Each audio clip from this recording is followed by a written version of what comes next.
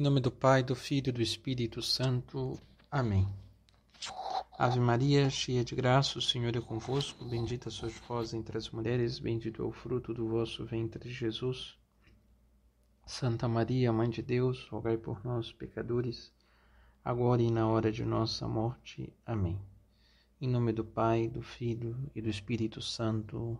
Amém. Muito bem, meus queridos irmãos e irmãs. Vamos pegar o segundo tópico. No primeiro, quando falávamos da ressurreição de Jesus, estávamos falando da necessidade da sua ressurreição. No segundo, vamos falar do tempo da ressurreição de Cristo. O tempo em que durou a morte de Nosso Senhor no sepulcro até que ele ressuscitasse. Jesus Cristo ressuscitou no terceiro dia, segundo as Escrituras. E nós rezamos isto no artigo do Credo, que ao terceiro dia ele ressuscitou dos mortos. E nós estamos pegando como texto base a Suma Teológica de Santo Tomás de Aquino, a fim de que o santo doutor da Igreja, o mais experimentado na teologia, possa nos esclarecer esses detalhes que trazem grandes significados para a nossa vida cristã. Então, a revelação nos diz que ao terceiro dia Jesus Cristo ressuscita, tal como nós vemos no anúncio dos apóstolos, e percebemos também no relato de São Mateus, por exemplo, no capítulo 20, dos versículos 18 a 19.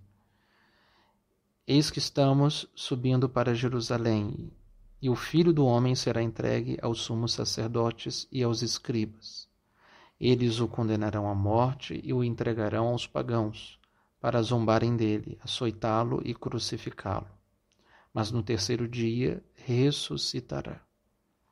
Este é um anúncio que Jesus faz de sua morte quando entrasse dentro de Jerusalém, e é muito impressionante perceber o detalhe dos fatos que Jesus antecipa aos apóstolos do acontecido. Jesus diz o que vai acontecer com ele. Ele será condenado à morte, o entregarão aos pagãos, como entregaram Jesus nas mãos de Pôncio Pilatos e dos soldados romanos. E aí Jesus diz para quê? Para zombarem dele, açoitá-lo e crucificá-lo, diz Jesus. Então Nosso Senhor já sabia de tudo o que aconteceria com ele. Mas no terceiro dia ressuscitará.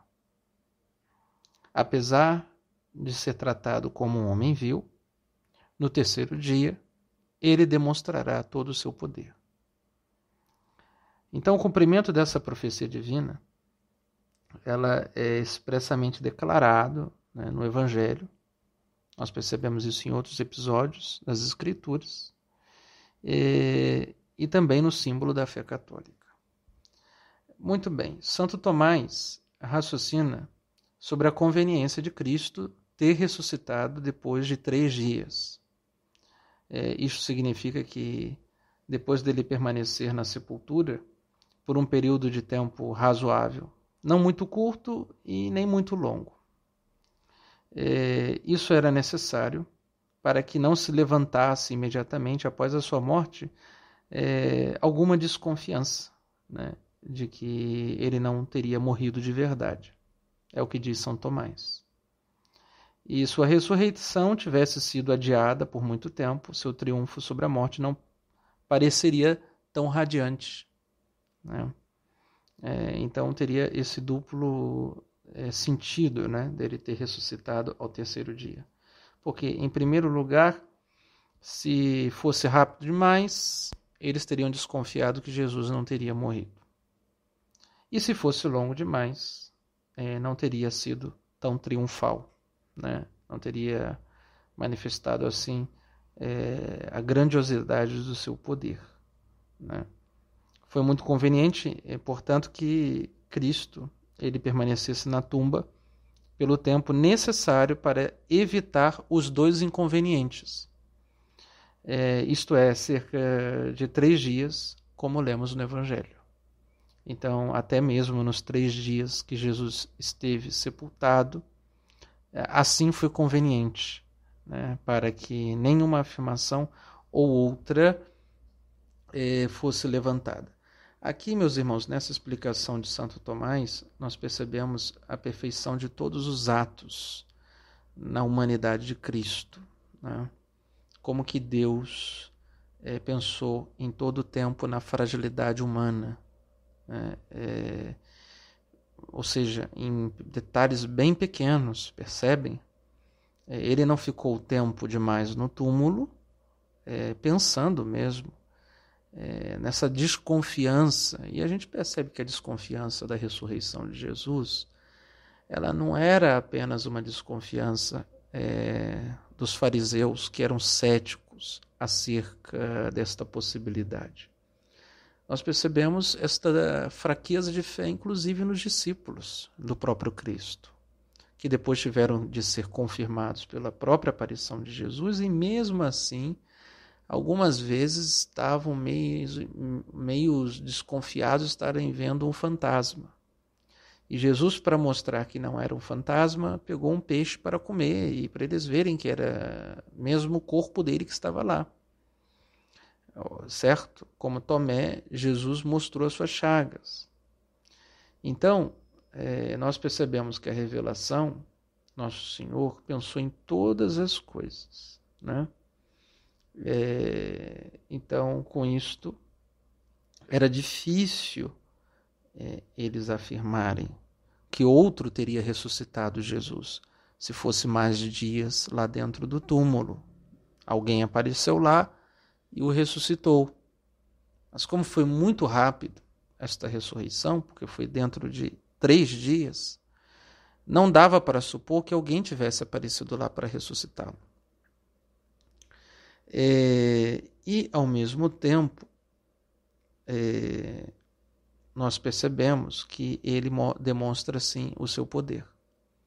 Ele demonstra a sua glória. E, de fato, cumpre aquilo que tinha anunciado com antecedência aos discípulos no Evangelho de São Mateus, como escutamos aqui, Mateus 20, quando Jesus diz que antes ainda de entrar em Jerusalém, o Filho do Homem seria entregue aos sumos sacerdotes. E a gente percebe a exatidão dos fatos já anunciados por Jesus antes dos acontecimentos, demonstrando assim a sua inteligência divina, que via todas as coisas de uma maneira muito mais profunda do que se fosse uma inteligência humana. Então, isto é mesmo de impressionar a nós. E, muito bem, em relação ao tempo da ressurreição de Cristo, agora eu vou puxar um link e falo sobre o tempo da nossa ressurreição, né? Algo que não está tratado aqui na Suma Teológica. Neste ponto, ele fala sobre a ressurreição de Jesus. E falando da nossa, nesse período pascal, como em todos os outros períodos da igreja, o padre tem ido fazer a encomendação dos corpos dos fiéis defuntos. E é muito interessante que no próprio rito a gente fala sobre a ressurreição de Lázaro, que Jesus, depois de 4 dias, ressuscita Lázaro. É muito interessante porque a gente está enterrando as pessoas, né? E a liturgia das exéquias, feita pela igreja, nos disponibiliza esse texto, né? Ao que, tanto para o padre quanto para os fiéis, seria muito bom se nós pudéssemos ter a capacidade de ressuscitar os mortos, tanto para que os fiéis acreditassem ainda mais em Jesus, e também para consolar a estes, né, da morte, e sentirem-se consolados por Deus. Os santos conseguiam fazer isto, né? Tem a história de São Bernardo, que diversas vezes foi a cemitérios, né? e enquanto as pessoas sofriam muito lá, e ele ressuscitava os mortos. Nós temos a história de Santo Antônio de Pádua, a história do Padre Pio. Mas a nossa fé ainda é fraquinha, tem que crescer muito, temos que nos santificar para chegar a este ponto. E a gente percebe, né, que estamos dentro da Páscoa, um período que nós celebramos a ressurreição de Jesus, enquanto nós fazemos enterros, né, colocamos os corpos debaixo do solo, as pessoas sofrem o seu calvário, a sua cruz. E a gente percebe numa reflexão que fazemos pessoalmente, o quanto que temos de acreditar mesmo com uma esperança sobrenatural nesta Páscoa, nesta passagem da morte para a vida. A gente crê na vida eterna. Tudo que um cristão faz, ele deve fazer com o intuito de buscar o céu. E na morte é justamente a porta que nos é aberta para entrar. Então, justamente a Páscoa, ela é um período propício para que nós pensemos que neste calvário de sofrimentos que é a morte, existe uma passagem para a vida, né? Então, isso deve gerar em nós uma esperança sobrenatural, além das aparências que nós enxergamos, né, em um corpo morto. Então, Jesus, quando, por sua natureza divina, né, ele assume a natureza humana, e ao terceiro dia ele ressuscita, nosso Senhor demonstra no seu próprio corpo o que haverá de acontecer em todos os corpos. Porque nós também vamos, aquele corpo que é depositado debaixo da terra, ele irá ressuscitar, tal como Jesus no terceiro dia. E os nossos corpos se tornarão gloriosos como o corpo de Jesus é glorioso. O nosso corpo terá aquele estado de perfeição que o corpo glorioso e ressuscitado de Cristo tem. Então, isso deve nos encher de esperanças acerca do tempo que os nossos corpos deverão ficar debaixo da terra, debaixo do solo. Psicologicamente, quando a gente vai sepultar os nossos entes queridos, é difícil nós acreditarmos que o indivíduo ele não se encontra mais ali, naquela matéria. Apesar daquela matéria ter uma certa união com a alma que está no purgatório, ou está no céu, ou está no inferno.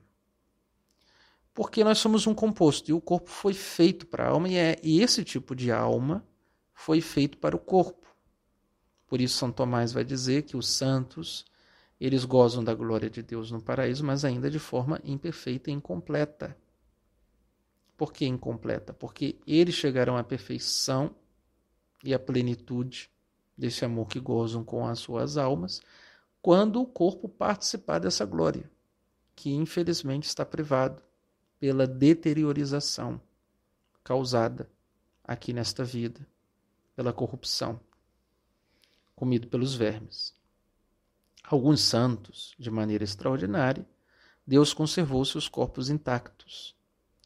E esses corpos intactos manifestam para os cristãos a fé naquela parte do artigo do credo que rezamos e acreditamos na ressurreição dos mortos, né?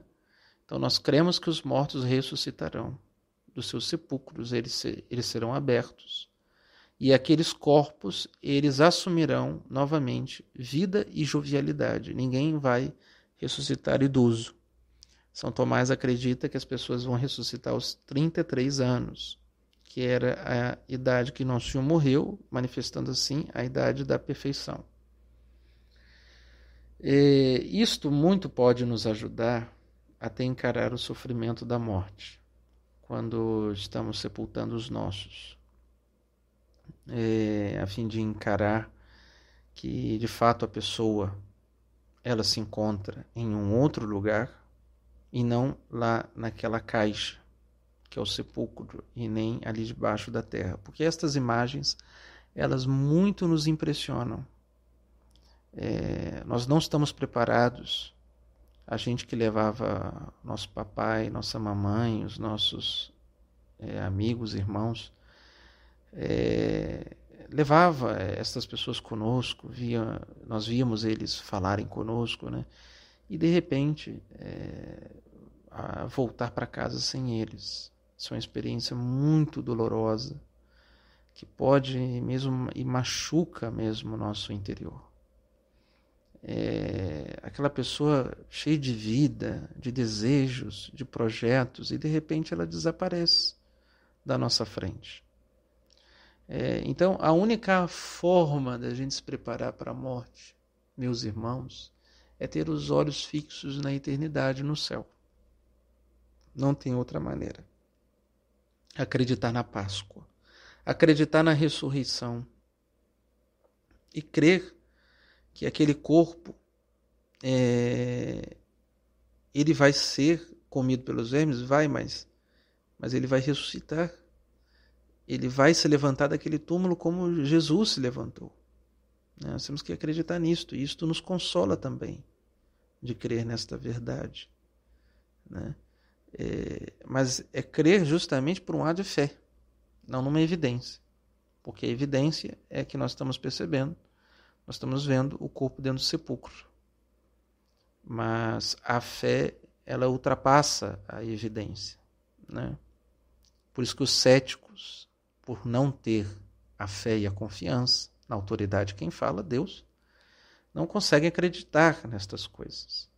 Mas a gente consegue provar que até mesmo essas pessoas que passaram a vida inteira falando que não existe céu, eternidade, nem Deus, na hora que eles enterram os seus amores, a sua mãe, seu pai, por mais que a pessoa se declare um ateu, na hora da morte, o eco de eternidade se faz perceber na alma de todo ser humano.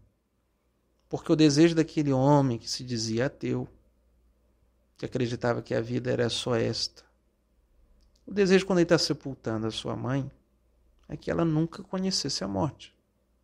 Então isso significa que existe um desejo de vida eterna dentro da alma dele, por mais que ele negue isto constantemente. Esse eco de eternidade, ele existe na alma de todo ser humano. Agora, quando nós não encontramos a revelação divina, Deus que desceu para nos revelar e tirar de nós essas angústias, meu Deus, para onde foi mamãe? Para onde foi papai? Para onde foi? E a gente fica sofrendo, porque a realidade da vida diária, nós percebemos a ausência, a falta que estas pessoas nos fazem, porque estão sepultadas.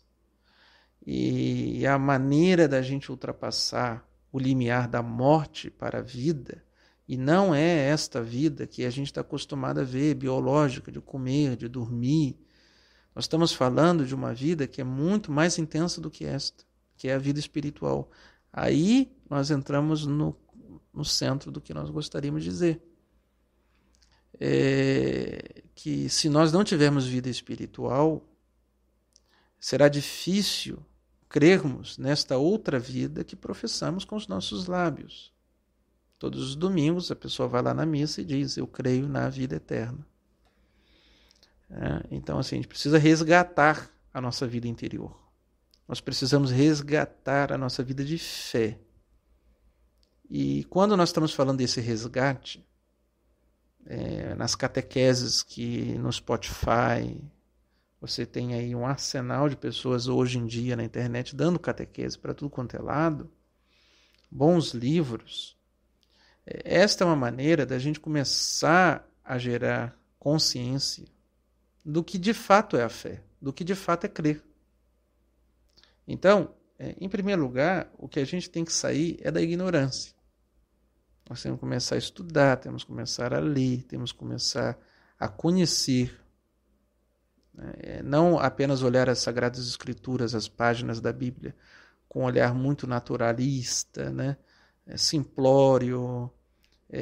Talvez nós já tenhamos reduzido a Bíblia a um simples livro como outros, E justamente esse olhar, essa falta de um olhar sobrenatural das páginas sagradas, nos impedem talvez de experimentar, de viver, inclusive com mais profundidade, esses momentos da nossa existência humana. E a gente precisa buscar esse significado destas coisas que estão acontecendo conosco. Nós somos apanhados o tempo todo pelos sofrimentos, por perseguições, às vezes tanto visíveis, de pessoas que estão conosco, como invisíveis, como o demônio que vai lá e tenta resgatar o nosso passado, tenta jogar aquilo na nossa cara, tenta nos desanimar. Como também nós somos apanhados por uma surpresa que é a morte de alguém que nós amamos. Todos esses acontecimentos, nós temos que ler eles numa ótica sobrenatural. Porque se nós não fizermos isto, psicologicamente nós não seremos capazes de suportar o sofrimento que estas coisas nos causam. E quando nós achamos o sentido da vida fora dela, justamente até psicologia gerada por Viktor Frankl, aquele judeu, ele trata sobre este sentido sobrenatural da vida, né? Lá na logoterapia, que é quando o homem ele enxerga o sentido sobrenatural da vida humana. E ele percebia que na Segunda Guerra Mundial, as pessoas que morriam com mais serenidade eram aquelas que, ao invés de olhar o campo de concentração, ao invés de olhar aquelas câmaras de gás que judeus e cristãos eram mortos, eles conseguiam enxergar algo além da existência humana, Deus, céu, o prêmio eterno. E isto facilitava em que eles abraçassem o sofrimento nesta existência sem cair em desespero. Eles confiavam, entregavam-se nas mãos de Deus. E é isto que os mistérios da vida de Cristo querem trazer a nós. Esses 3 dias de Jesus no Santo Sepulcro, até hoje o Santo Sepulcro se encontra lá em Jerusalém. As pessoas elas visitam, elas colocam a mão aonde foi colocado o corpo de Jesus, sobre aquela pedra. É testemunha da vitória sobre a morte. A ressurreição de Jesus, ela é a vitória não apenas sobre a morte que dominou a sua natureza humana. Jesus é testemunha da morte que domina a nossa natureza. Ele venceu por nós, porque ele é a vida. Ele mesmo disse: eu sou o caminho, a verdade e a vida. Ninguém vem ao Pai senão por mim. Portanto, ao contrário das outras religiões, que você tem um tipo de divindade que parece estar lá nas nuvens do céu, indiferente aos sofrimentos dos homens aqui na terra, o cristianismo, ao mesmo tempo que ele tem algo de esplendoroso, poderoso, como Jesus curava os doentes, ressuscitava os mortos, ao mesmo tempo você tem o Cristo, que ele entra dentro da natureza humana e quer sofrer conosco, quer compartilhar conosco desses sofrimentos que foram gerados por nós e não por Deus.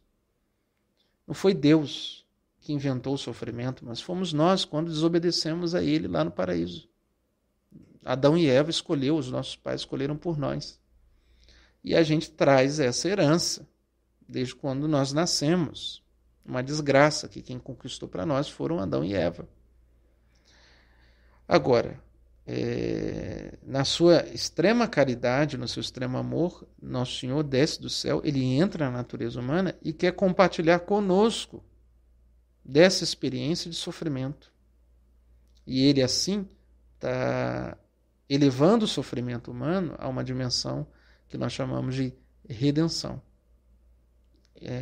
Todos os sofrimentos da vida humana, agora, porque o Verbo assumiu a carne humana, estes sofrimentos, ao invés de nos separar de Deus, ele nos une a Deus. Ele nos redime dos pecados.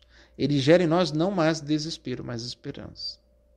Então, quando a gente está sofrendo alguma coisa, nós deveríamos pensar, por exemplo, nas almas do purgatório que sofrem bastante, estão lá sofridas, e que amanhã pode ser nós entrar lá nesse estado de purificação. Não é que Deus queira isto. Deus quer que a gente antecipe o purgatório aqui. Aproveite esses sofrimentos que nós estamos sendo submetidos e fechemos os nossos olhos, olhemos ali interiormente para Jesus e digamos: Jesus, eu mereço sofrer ainda mais, mas eu não tenho força. Se o Senhor não me ajudar, se a minha fé não crescer, eu te suplico que o Senhor aproveite essas dores e sofrimentos, as perseguições, que o Senhor me purifique. Aproveite e antecipe a minha purificação para que eu sofra menos no purgatório, que eu morra e eu vá logo para os teus braços. É o que eu quero. É o que eu desejo. Então, esta é uma das formas que nós podemos aprender na fé da igreja. Nós estamos nesse período pascal, o episcopado está aqui colocando algumas meditações acerca da ressurreição de Cristo, com um cunho mais teológico. Nós estamos buscando na Suma Teológica sobre a ressurreição de Jesus, e fazendo reflexões com utilidade para a nossa vida de conversão, nossa vida interior. Por isso, aproveitemos o tempo de bonância que vivemos, né? Não vamos esperar que venham os grandes sofrimentos para que a gente seja aprovado na fé e tenhamos que acreditar na vida eterna, na ressurreição de Cristo, né? Na ressurreição dos mortos. Aproveitemos esse tempo, meditemos nessas verdades, né? Vamos conhecer mais a nossa fé, vamos nos aprofundar na experiência pessoal de união com Deus, na oração. E quanto mais nós nos convertermos, quanto mais nos libertarmos do pecado, quanto mais entrarmos na vida interior, no próprio coração de Jesus, mais preparados nós estaremos para enfrentar a cruz, o Calvário, e esperar com otimismo a ressurreição que virá atrás de cada cruz que nós enfrentamos ao longo da nossa vida. Portanto, esses 3 dias de Jesus debaixo da terra, Nosso Senhor também quis mostrar a nós que Ele não era indiferente aos nossos sofrimentos e à nossa dor. Maria Santíssima sentiu no seu coração a dor de ver o seu filho debaixo da terra. Aqueles 3 dias para Nossa Senhora foi bastante tempo, porque ela teve o filho mais incrível que uma mãe pôde ter. O filho dela era Deus. Portanto, ela ver o seu filho com toda a majestade, a sua glória. E agora Nossa Senhora via Jesus despojado da glória. Via Jesus humilhado. Seus inimigos escarneciam de Jesus. E Maria Santíssima esperou, confiantemente, na sua promessa, que ao 3º dia ele ressuscitaria. Por isso que nós não vemos Nossa Senhora lá na exumação do corpo de Cristo. Ela não foi, só foram as santas mulheres, e que ainda foram repreendidas pelos anjos. O que fazem aqui? Procurando o vivo entre os mortos. Né? Repreende as mulheres.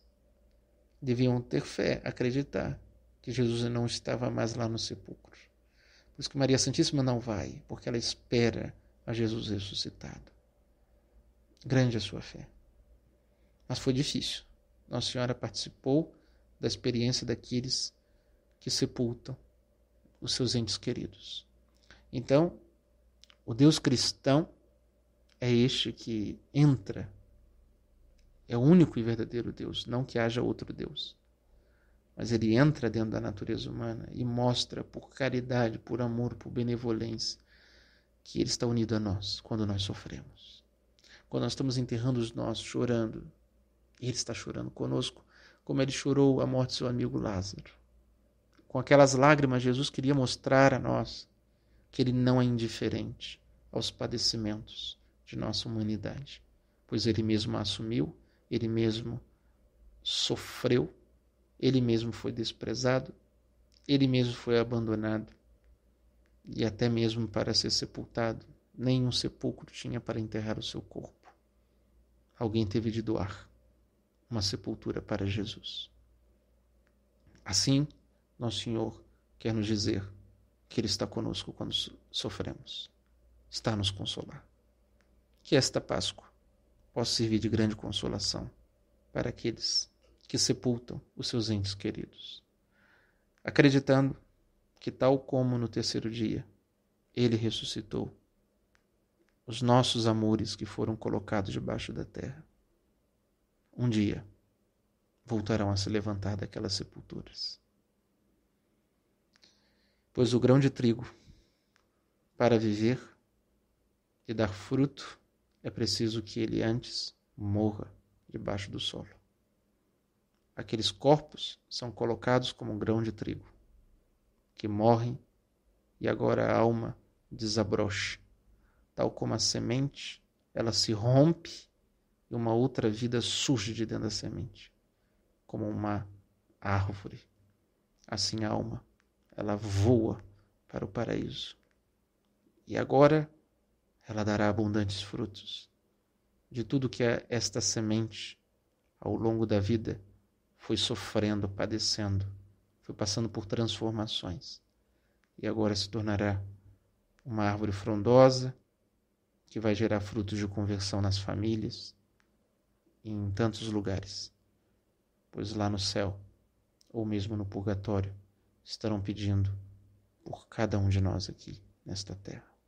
Que Cristo, nesta Páscoa, nos ajude a fazer esta passagem da morte para a vida.